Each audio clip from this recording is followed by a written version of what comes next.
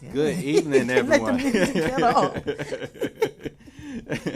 Welcome to another great episode of In the Mix with the Mitchells. I am Tony Mitchell, And I am Sunita Mitchell. and we are the Perfect Family Blend, where it's our mission to prepare, nurture, and keep blended families together. And we have an awesome show on tonight Yep. as we round up the month of May. Ooh, May went by so fast. It did. So many graduations. Our daughter graduated today from kindergarten Woo! into the first grade. Whoop whoop. I know. Right? We about to have a high school senior, I know. first grader, and then one who is going to the first grade. I mean kindergarten. Lord, I didn't rush Sam. Come on, let's slow it down. Let's slow it down. Please slow it down. Slow it down.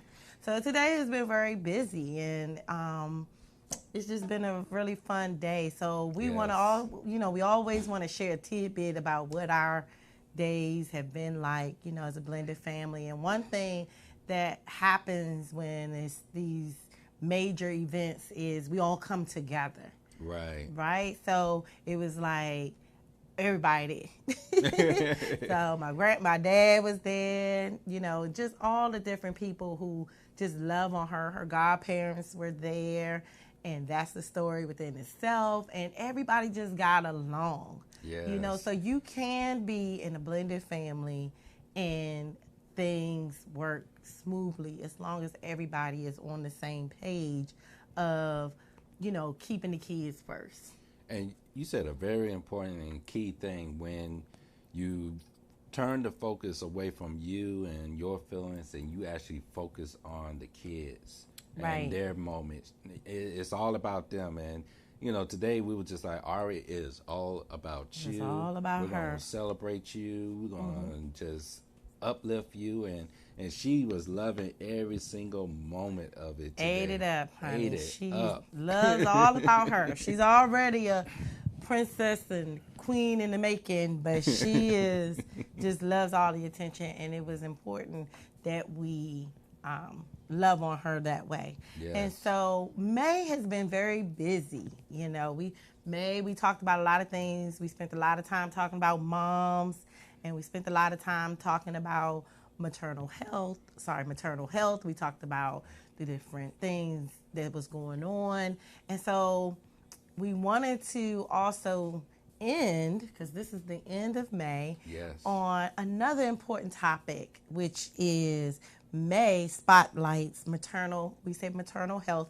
But today we wanted to talk a little bit about, just briefly as we get ready to open up, talk about preeclampsia, because as most of you know, we have a nonprofit as well as our Perfect Family Blend organization. We also have our nonprofit, which is Anaya's Project, which deals with pregnancy and infant loss and with families who are dealing with fertility issues.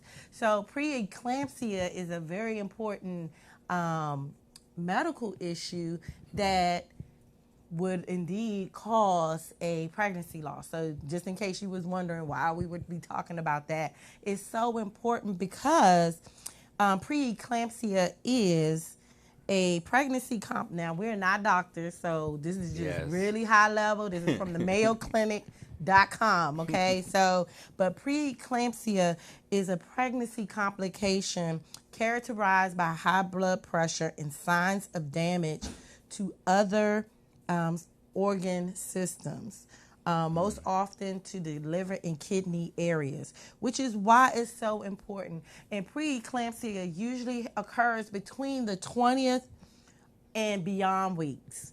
So it's so important that you do not neglect the signs. And for those people, hey Jay, people who are pregnant and they may be complaining, and a lot of times people are quick to tell a pregnant woman, oh, you've been pregnant, you're just pregnant, you're supposed to be uncomfortable, or they belittle what that woman is actually saying, and she really could be having some medical issues. So if you hear a woman complaining about just constant pain while she's pregnant, and yes, I have had 5 children, so I know that it is very, uncomfortable, especially as they get into the 20th week and beyond.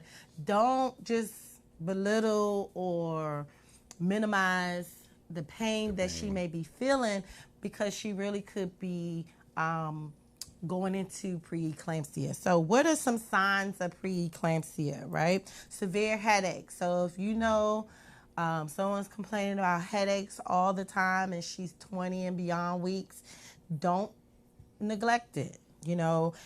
Excess protein in your urine. This is usually something that the doctors check for anyway when you go for your OBGYN, when you go for your OB appointment. So ladies, please don't skip out on your OB appointments thinking that that's all they're doing is just measuring your belly and listening for a heartbeat. They are listening for a whole lot of things that are going on. So please, and it doesn't matter how many children you've had before, go to your OB appointments. Don't miss it. If you're having changes in vision, including temporary loss of vision, blurred vision, light sensitivity. Sometimes people can confuse that with migraines. Again, we're not medical physicians, but again, it's all talking about your mind space and the pain, upper abdominal pain, nauseous, decreased. So if you as a pregnant woman, you always feel like you're going to the bathroom. So if you by chance are not having that sensation and it's decreased instead of increasing, because as your baby grows, the baby grows and it takes up space and causes you to feel like you got to go to the bathroom more. But if you're having the opposite effect, please mention those things to your doctors, because all of these are warning signs. Another thing is, as we talked about, impaired liver function. Shortness of breath is usually caused by fluid on the lungs. So some other things: sudden weight gain, swelling, particularly in your hands. And listen, ladies, hands and face, and husbands, because if you notice these things going on with your wife, don't just think, oh, she's pregnant, so she's supposed to retain water and her hands are supposed to swell, her feet are supposed to swell. Well, if there are any swelling in these areas, talk to your doctor and let them know, because they'll monitor that. So it even says here, but these also occur in normal pregnancies. So they're not considered reliable signs of preeclampsia, but that's why you got to constantly be in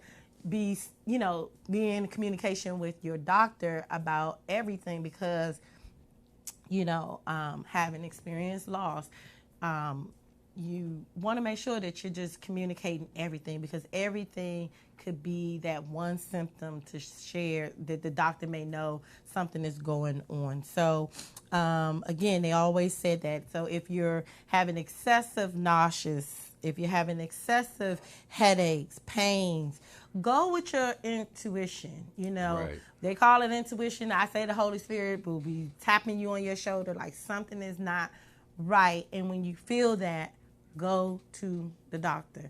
I don't care what your spouse say. I don't care what your significant other say. I don't care what your mama say, your daddy say. Go with what you're feeling, because it's better to err on the side of caution than to have regrets later. So that is pretty hefty. I remember working in an OBGYN office and having women having to be induced or go into labor because of preeclampsia. And so it is a very serious situation. I have worked in OBGYN. I've worked with perinatologists, which is the high-risk doctors.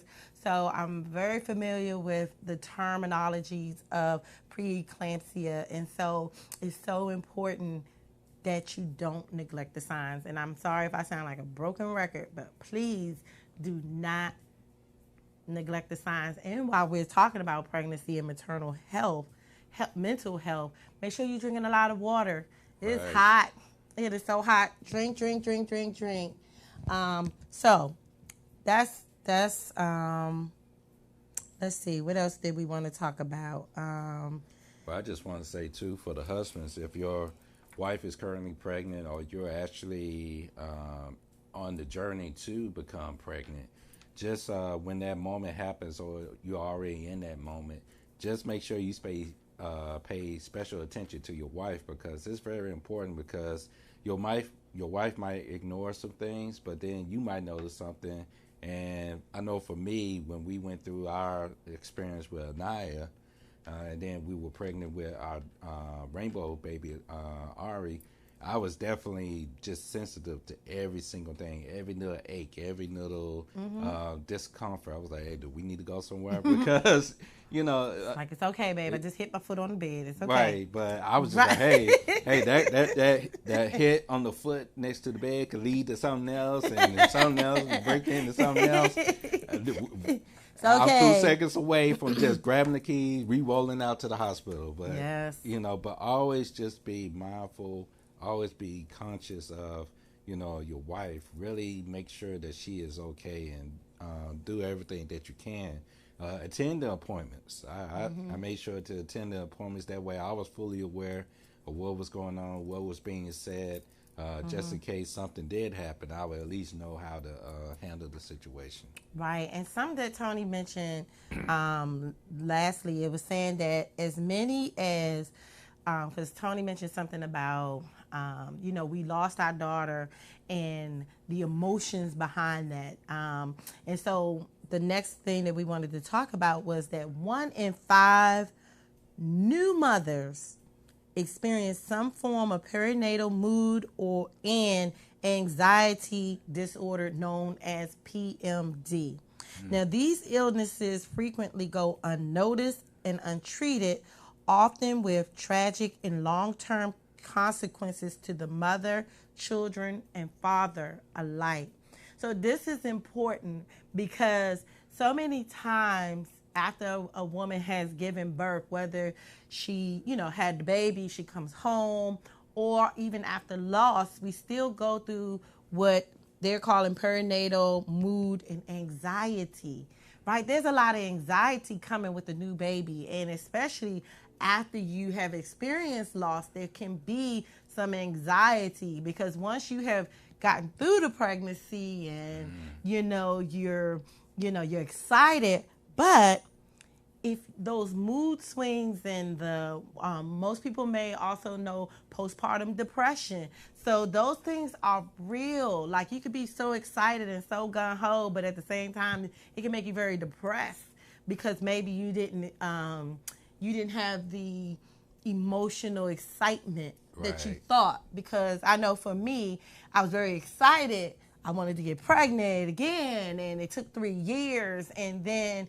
we got pregnant, and then that was like stressful because, of course I didn't want to lose the baby again. It's all the what ifs, and then you get past that milestone, and then you get to the delivery, but then it's like, for some women, and, even for me, it's kind of like, wow, this is really happening. You still kind of have that what ifs. And so you kind of cling to the baby. You don't want the baby to go nowhere. And you got all this anxiety and joy and moodiness.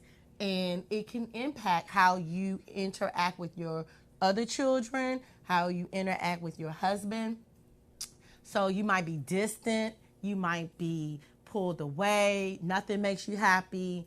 You just don't understand. So with all of those things, if you notice someone is, extremely down, because we really got to support our new moms. And I don't mean just they've never had a baby before. I mean, they've had a baby, they've come home, and we need to really love on our new moms, because it's a lot of stress put on the body. It's a lot of impact to your home. You're trying to juggle all of these things. You still got to be a wife. You still got to be a mom to the other kids. You still got this newborn. So it's a lot, to juggle. And it's not to say that the men don't, but sometimes, but this is a hormonal thing. So, and if a husband isn't connected really and engaged, like you say, Right. then he'll miss it. And he'll just think that, oh, so like, for example, there may be a woman who just don't want to get dressed. She just don't want to do anything. She don't want anything to do with her baby. She don't want to get him dressed. She don't want to have no part. She don't even want to get dressed. Now I know there's a fine line between being up all night nursing and walking the floor and you just tired and you don't care about your hair, you don't care about, but then there's another thing when you're distant and withdrawn and you just don't care. So I applaud every woman who comes out and say, hey, ladies, I need some support. Hey, whether it's in a Facebook group, there's a lot of mom groups out there.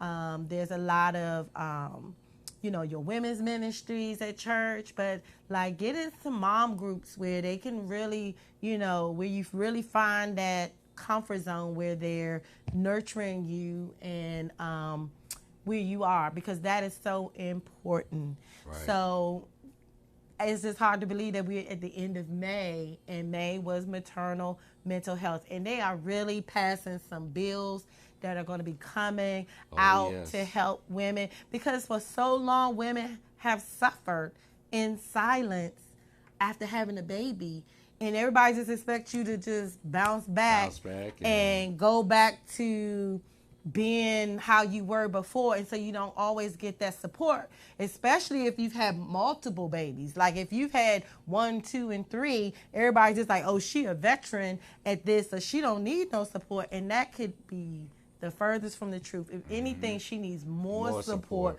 because now she has less sleep. Now she has less, time. So how can you help? You can help by volunteering, going to their house, bringing her, bringing them a meal, helping her, with the baby. Of course, she got to trust you to do that. But it's like, but still, offer a gift card, washing laundry, coming over, and sometimes just having somebody there to talk to makes a world of difference. Yeah, I know when we had our 2 rainbow babies, one of the greatest benefits that ever happened was when your mom and her sister came over to the house and basically helped with some of the household chores, like washing the clothes, folding the clothes, putting the clothes up, actually bringing some food over. We had some people, friends and family, that brought food over. Or if they couldn't bring food over, they brought money to say, hey, here's gift cards and so forth. So that does stuff takes a lot off of, it took a lot off of my mind to figure out how the heck I'm going to do all this. Right. And then I know it definitely took a lot off of Sunita's mind, because her house was still being taken care of. Right. And she could really focus on what was important, which was our newborn baby. And get some sleep. I mean, sometimes some moms just need sleep. Yeah. Like, it's okay, and so many times it's like you can feel guilty about being tired. I know I'm like that. Tony be like, it's okay. I be like, man, I just fell asleep. What is wrong? He like, you tired. It's okay. And ladies, sometimes we just don't understand how busy we are. You know what I mean? And the level of things that we're doing. And it's not like, again, when we talk about maternal health. So don't think that Tony just sitting here and like he ain't doing nothing. But right now we're talking about maternal health. Okay? So mental health. So we don't understand the weight of the things that we do sometimes, because we're just in the rhythm. We just in the row. And then sometimes it's people, we take on what other people may think we should be doing. And so we shouldn't complain about being tired, because moms, we have been doing this since the beginning of time, right? Then you hear that. But sometimes we have to know when we need help. And then for the people watching us, they have to be able to know the signs and step in and help. And it don't always have to be when the person is depressed. Just help the person. Exactly. So that is our maternal health segment, mental health segment for today. We just wanted to close out on the preeclampsia and the perinatal mood and anxiety disorder and the postpartum depression, because it's real, guys. This is real. This is what makes a woman drive her kids. You want to know when you be like, I don't understand how a person can just drive their kids into the water this is how, because they mentally I have just really checked out. And so it's so important that we give them the support that they need. So if you want to chime into our conversation today, dial in at 240-719-2560. We love to hear from you. Of course, we have our is this a doorbell? I don't know what that is. Yeah, it's a doorbell. So it's like and feel free to post your comments. And post your comments inside Live. the Facebook Live. So talking about maternal health and everything, it's like I'm getting ready to pull up our next topic, which was how to not lose your patience with your children, right? Because now we're getting ready to segue where we're going to talk about June, and a lot of our children are about to be out of school, and it's hard now because they're going to be home, they're going to be getting on your nerve, and eating up everything. I don't know. There's a doorbell. Are they locked out? I don't know. Okay. So we're going to keep going. So how to not lose patience. Have you ever lost patience with your children?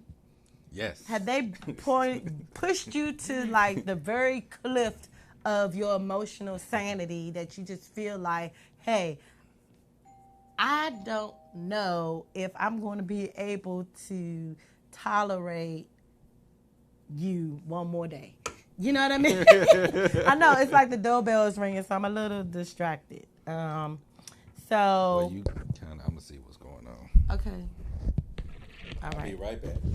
He's going to check out what's going on while the doorbell ringing. But listen, we all love our children, and we know, hey Dallas, we know that people sometimes we just lose our cool with our children. And so one of the ways that we can not lose our cool with our children. How you doing? Good. Oh, go ahead. One of the ways to not lose your cool with your children is to put yourself in your children's shoes. Right? It says you wouldn't chastise someone who has a physical limitation, right? You would not, you would help them. So think about somebody who has a physical limitation. You would not attack them. You wouldn't, you would be very patient with them. So that's step number one, is putting your, it's a mic. I know it's a mic. Okay. Let me let him do that. Okay. All right. So it's like there are things that your children may not be able to do yet.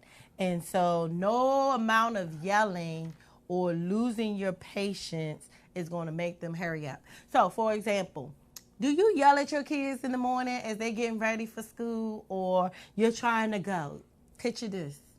You're trying to leave and you got everything together, but your kids are moving slow. And you got somewhere to be, and this is just another day to them. Right? This is just another day of them being children, no matter how old they are, 4, 5, 10, 11, 13, 17.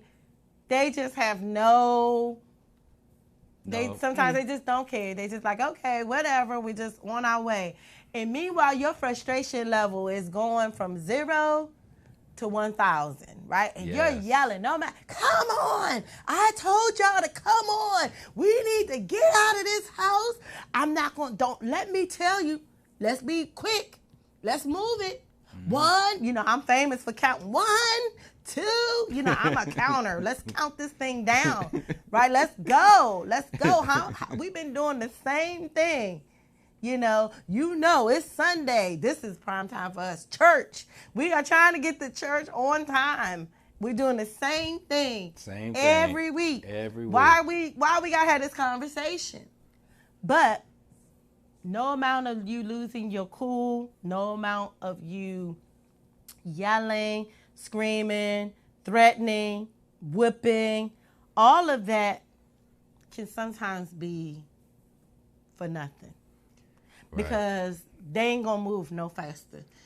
Yeah. And everybody's just gonna be frustrated and upset, kids crying, you frustrated and flushed.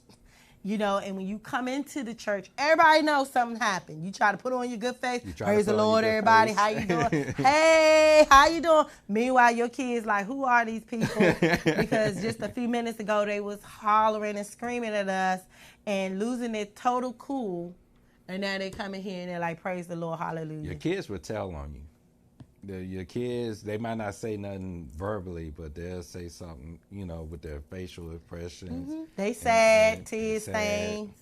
But to your point, it's kind of like every day for school, it's just like, okay, we need to get out because we got to drop you off. Then you got to come back. Then got to go to work at a certain time. And it's just like every single day. You know you're supposed to get up at a certain time. Mm-hmm. You don't do that, and it's just like it can be very, very frustrating. Right.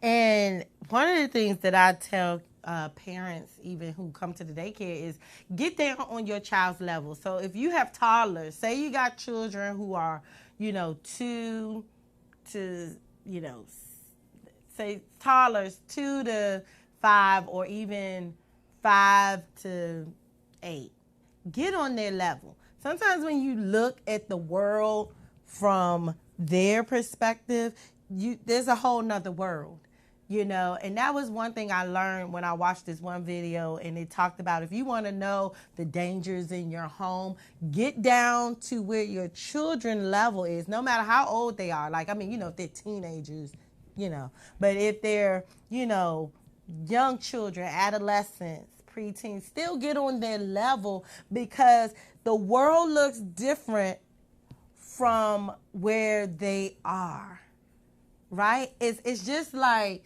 you have to get down to their level. Mm-hmm. And when you get down to their level, you'll realize that they can't see way up there, right? You're the parent, so you're supposed to see way up here. But they're the children, they see right here. So you got to be on their level. So consider that when you are yelling, getting things together. Remember, they are not here with you. They are down here. So come down here to their level. It's just like they said, if they had some sort of physical limitation, you would not be yelling at your children to get ready. You would come down to what they're able to do and walk with them. Right. And that's the same thing here. So step number 2, help your children understand the general concept that his or her behavior affects other people. Now, a lot of times we feel like we don't have to explain nothing to our kids, right? Just do what I said do, and that's the end of the conversation. Well, at what point do you explain to them why you're doing that? Wouldn't that help a little bit? I'm not saying you go into a full-fledged negotiation. We're not talking about negotiating, making up your bed and not making up your bed. But if you don't explain to them why it's important that we get out the house on time, or why you need to, why am I giving you this level of instruction? Because when you go to work, they give you instruction. They don't just come in. I don't care if you came in with 10 years of experience. Somebody had to tell you, hey, this is how we do the process. If you wanna do this particular thing, this is how we do it here, right? So we do it at work, but then when we come to our kids who have not experienced life, so you are 30 years old. Let's just say you're 30, 40 years old. You've been on the earth for 30 years or 40 years or 50 or 60, depending on who you are watching. And you expect a 5-year-old to understand what you've been doing for 35 years. You know what I mean? And they're not there. They're not there. They have no idea what you're talking about. You know what I mean? They have not experienced life like you have. And so many times it breaks my heart to see grown people yelling and cussing out their kids like they old people. And I'm not even talking about the toddlers. I'm talking about when the toddlers, I'm talking about if they 8, 9, 10, 12, 13, like they have never been 13 before. You've been 13 before, times 2, times 3. You know what I mean? But they have not. So they're living this. And so the only way God has given us the ability to have these children and to raise them and to nurture them and to show them how to do it and why to do it. Right. Right?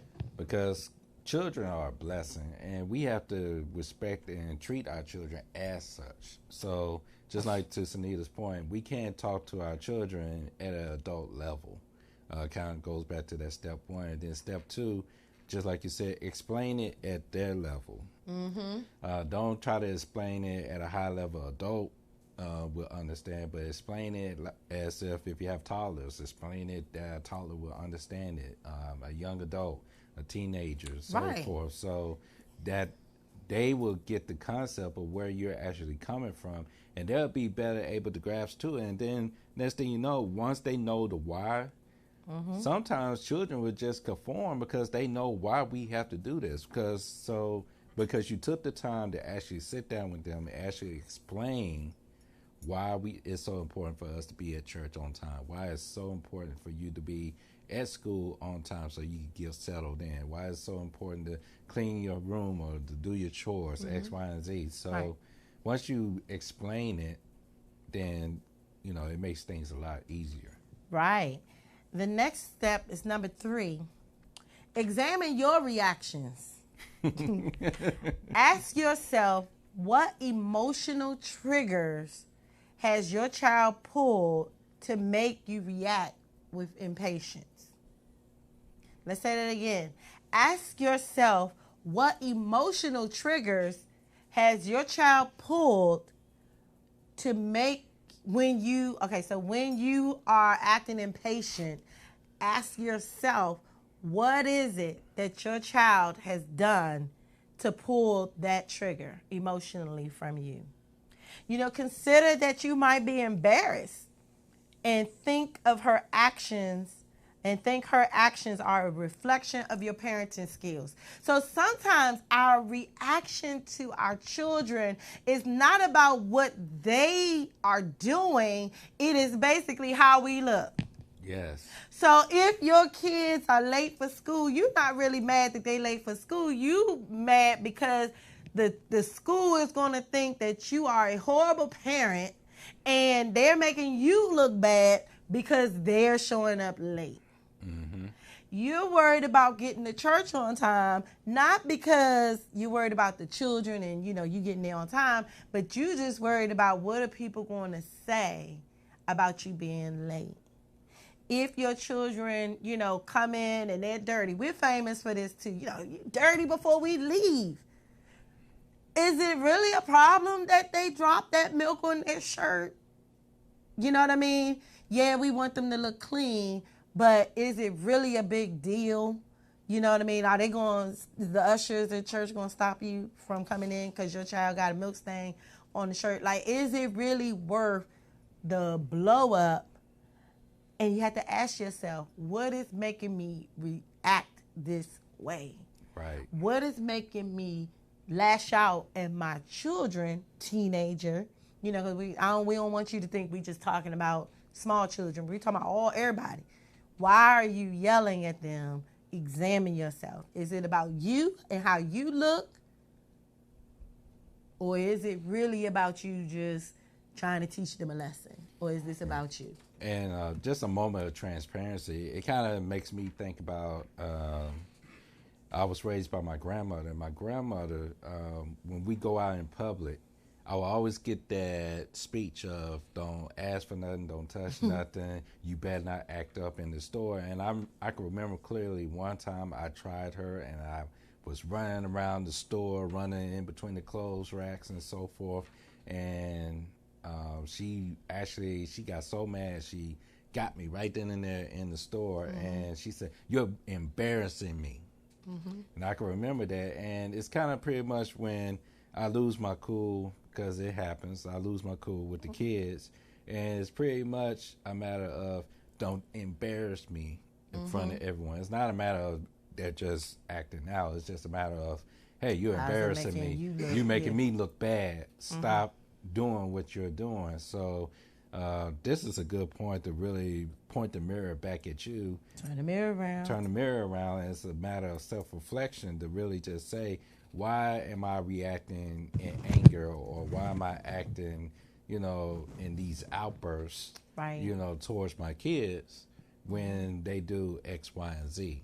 And then the other part of it is, if you're really honest with yourself, is how can I change that to make it better? Yeah, it's important that as parents that we reevaluate ourselves, because sometimes, again, it's more about us. So number 4, because you had said something, and once I think about what you said, I'll come back to it. But number 4, it says, set a good example.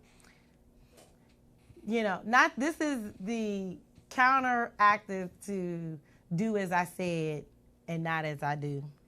Your children are watching you. You harping on them about being late, but you late for everything. You know what I mean? You can't get on time even when they sitting there waiting on you. You not on time, or you don't have good practices. You're not cleaning your room. You don't clean your own bathroom, but you expect them to clean their bathroom. You yapping about them not praying, but you don't pray. They don't see you do it. So are you the example? Because sometimes, and I've said this so many times, oh my gosh, we're famous for saying this. Ari may look like him, but she acts like me, right? Yes. So they act like you. And sometimes when your children are acting up, you may be looking at the reflection of yourself, because they're mimicking what they see you do. They're mimicking what they hear you say. They're mimicking everything that you do that are the nonverbals. They're mimicking.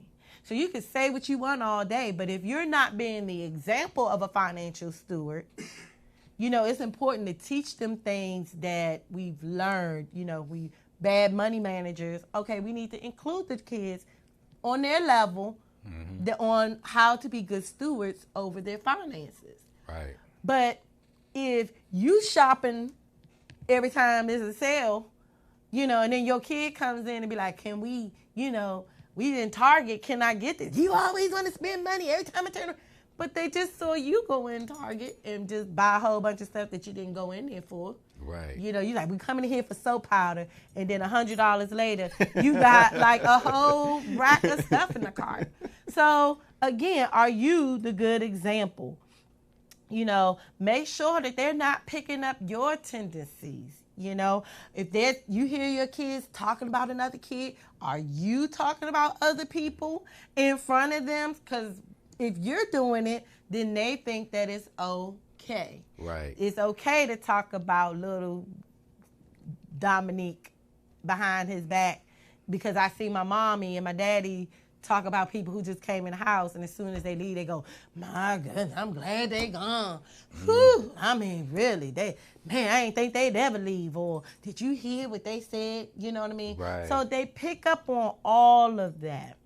Yeah, make sure that you don't have adult conversations around your kids, because again, to your point, they pick that up. So if you incorporate your kids in your adult conversations, talking about other adults, then they're going to pick that up. They're going to pick that up, and they're not going to respect adult A, B, or C, because they hear how you talk. They hear about what you just said. So why should I respect Mr. A, B, and C? Right. But there's another thing, procrastination. Sometimes as you get your kids moving on in school, and they got these projects, right? And they wait, and they wait, and they wait, and they wait. And then, Mom, you see them start. Do we got some construction paper? Do we have some markers? Do we have this? Do we have that? Why? What do you need? Oh, I got this project tomorrow. Procrastination. Do you procrastinate? You have to ask yourself, which one of you in the house procrastinates?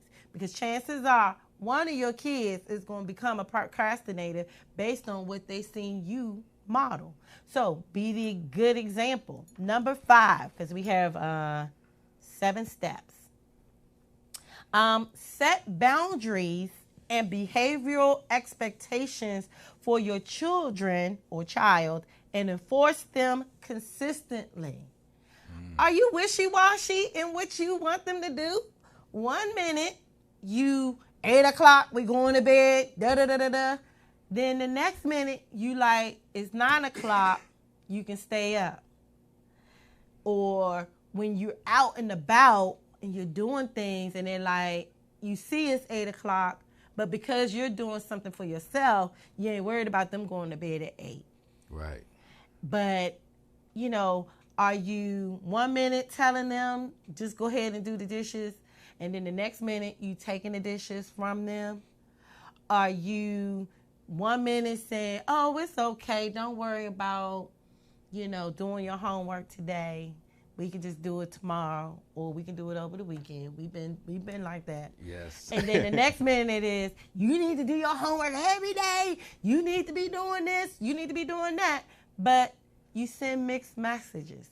So consistency and boundaries. Do you allow them to get away with certain behaviors? Because sometimes you think it's real cute. Like sometimes kids will say stuff and it will catch you off guard.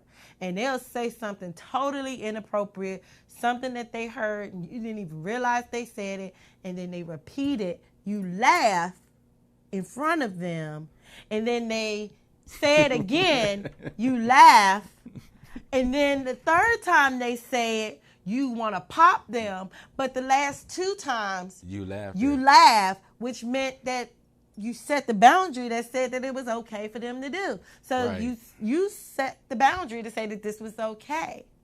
So whatever you do, you need to establish those boundaries on behavior. We are not going to the store. So as Tony's grandma said, you will not go to the store. You will not ask me for something every time you come in here. We will not get anything. You won't get anything. You know what I mean? So it's okay to set those kind of boundaries. However, you got to be consistent.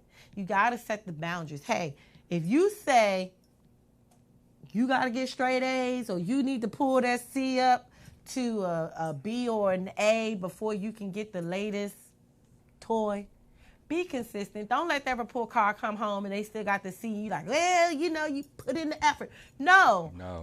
You set the boundaries, no matter how hard it is, stick to the boundaries. So hold on. My iPad keeps going out. I got all my notes on here. Okay, so repeat it. If they're supposed to clean up after dinner, then let them clean up. Don't try to do it for them. So many times, I'm guilty. I could do it faster. Right? I can do it faster. Just move. Let me just do it to me too. I do it to Tony, and no respect to person. But if they're supposed to do a job and it's their responsibility, allow them to do it and don't criticize when they do it. No criticism. All right. And then number 6, give your child opportunities to practice and succeed in self-control.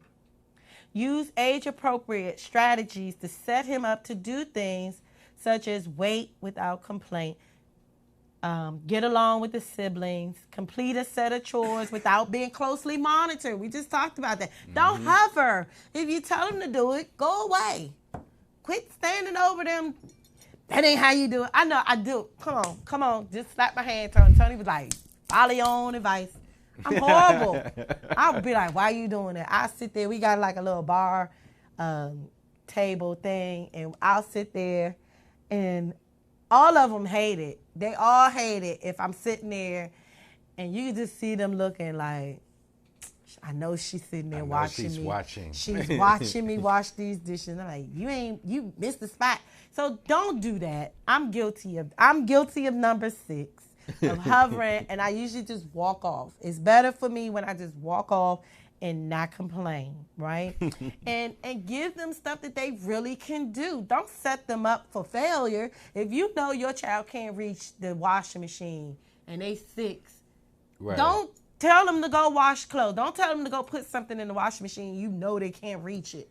Yeah, and then you yell at them because you come in there and half the laundry is on the floor. Right. I mean, it's not like they can reach the dial or anything Right. like that. So, And give them the appropriate amount of time. Don't come back 5 minutes later. I'm like, you ain't done yet? Like, if you told your teenager to go outside and cut the grass, okay, you got a huge yard. Don't go out there 20 minutes talking about you still on that side. You ain't go over there. Like, give them time to do what you've asked them to do, especially based on what it is you're telling them to do. If you're telling them to cut the grass, go out there and rake leaves or something like that, give them time to do it. It don't take 5 hours, but I mean, give them a good amount of time to do it. And practice the self-control. yes. They have to learn that. That's something we all have to master, which is self-control, which is the fruit of the Spirit. We have to learn to control ourselves. So if you are 40 years old and you're struggling with self-control, don't expect your 5-year-old to have self-control. Don't expect your 15-year-old to have self-control. Don't expect your 20-year-old to have self-control when you're still struggling. We all struggle with self-control, yes. right? Sometimes it's hard you in your mind, you're like, I'm not going to go off. I'm not going to go off. I'm not going to go off. But then something happened and you just go off. You lost total control. Don't expect a child to do something that you can't do.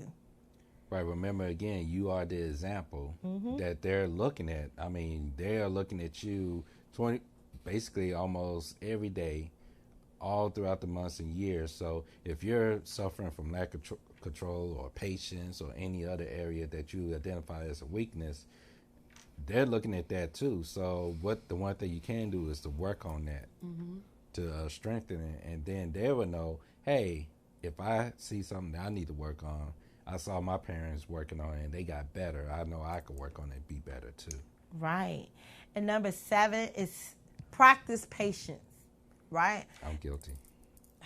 So many times we just flick off. And yes, because, he's been slapping my hand a couple of times. Because sometimes he will flick off on things that I just be like, it really wasn't a big deal. You know what I mean? But you're going to see that in your spouse. There's some things that you don't think they should flick off on, and they're going to see things that you flick off on and lose your temper on that they may say, that really wasn't worth it. So you can't, so then in that case, it's like we both need to work on our patient level with our children. Because sometimes we're just stressed as parents. We got a lot of things going on. And sometimes our patient level with our children, they are the most vulnerable because a lot of times they don't have the vocabulary to talk back. They can't talk back because they're supposed to be honoring you and respecting you. But even the Bible says, do not provoke your children to wrath. So even God says that you can push your children to the limit to where they are wrath and they become angry, and then they might speak back. They might say something back. And we're not condoning it, but even the Bible says, do not provoke. When you're sitting there and you're provoking, if I just kept sitting here and I'm talking to Tony and I'm going, like he laughing now, but if we were in an argument and I was doing that, eventually he's going to stop.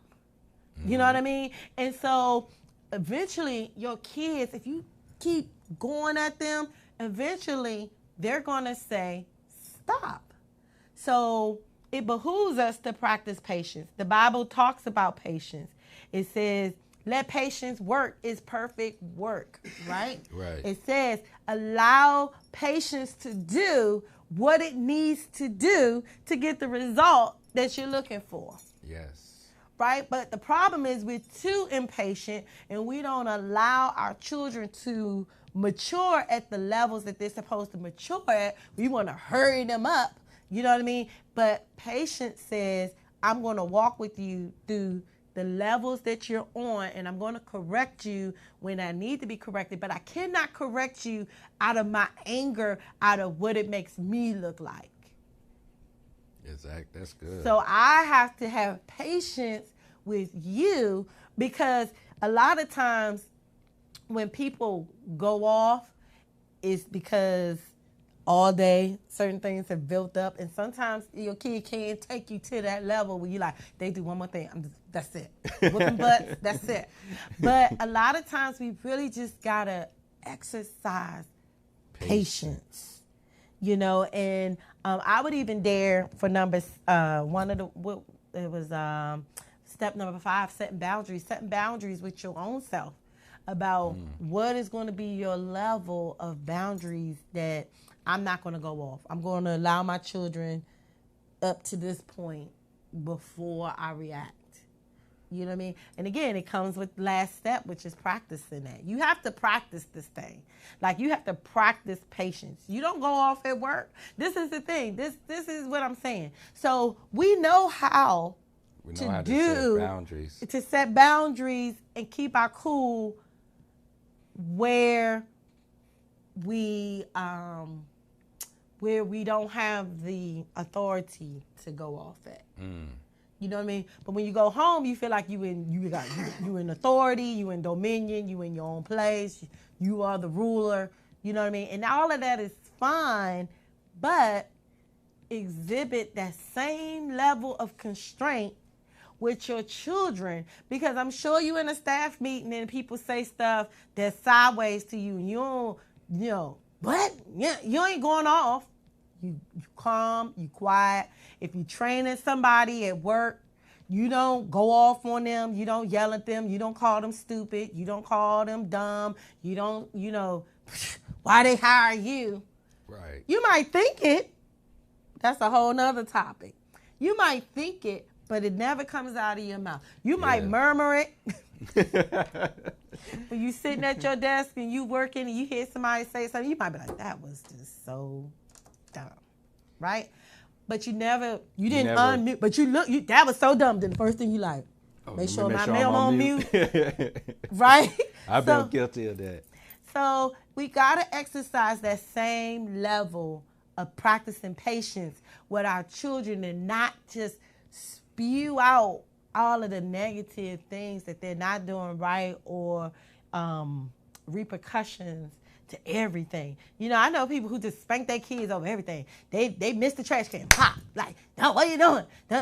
They have an accident on themselves, you know, for the young kids who are like 4. Sometimes even 4-year-olds are going to have accidents because they're still maturing. They're still learning. They can't hold their pee as long as you can. I'm sorry. Right. They cannot. They don't. As soon as they feel the urge, they got to go. Don't treat them like they're 44. They're 4. And the truth of the matter is some 44-year-olds can't hold it either. But that's another topic for another day. So, again, here's some ideas. Counting backwards. Reciting a verse. Walk away. Talk it out. Laugh. Whatever is appropriate and easy. Then you can address it. Don't address it in your high level of frustration, because a lot of times you're going to overreact. Exactly. You're going to overreact. Was that really, like, I could probably count on my one hand how many times my dad popped me. You know why? He didn't have to. Because, one, he was my dad, and just the sound of his voice sometimes was enough. But then 2, it was, he came up with other things that just made you not even want to get in trouble. But 3, he just had the patience to know that I was little, that I'm not going to understand. So some things he popped me for was usually life-threatening things. Like I opened the door while he was still parking. He was like, pop me. But look, this is a military man. He popped me. That hurt. But then he told me why.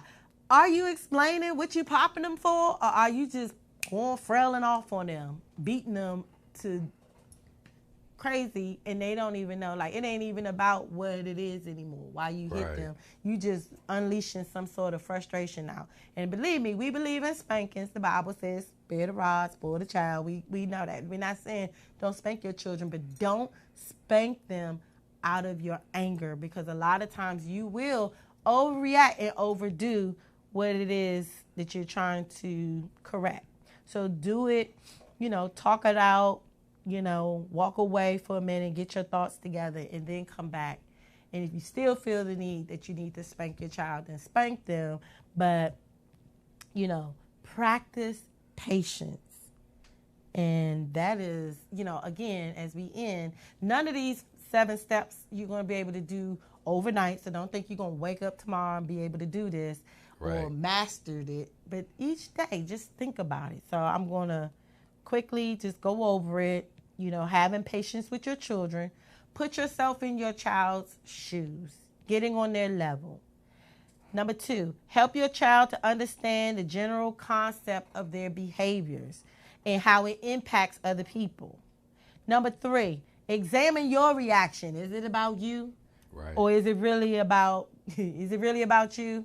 So examine your own reactions. Number 4, set a good example. Practice what you preach. Number 5, set the boundaries and behavioral expectations for your child and enforce them consistently. Stop being wishy-washy. Number 6, give your child opportunities to Give your child opportunities to practice and succeed in self-control. And number 7, practice patience. And so again, those are 7 short steps that you can do. 7 short, which is always the number of completion. Practice patience. So again, we are so thankful that you have joined us for this session on In the Mix with the Mitchells, where I am Sunita Mitchell. And I am Tony Mitchell. And you can catch us here every Thursday night from 9:15 to 10:15. Listen, one last thing. Save the date for, July 13th. We will have a free webinar on coming up, and we're going to tell you more about that next week. And that's it. I think that was it, right? So we will catch you here next week with In the Mix with the Mitchells. You have a blessed day. Stay safe. It's a lot of thunderstorms out here, so stay safe. Last thing with the thunderstorms, make sure that you have an emergency plan because we never know when anything can strike here. So make sure you have your emergency prepared bag set. Water, food, everything that you need to be locked in for a few days. But again, catch us here next week, and we will talk to you next week. Have a good one. All right. God bless. Good night. Good night. Thank you guys for joining us.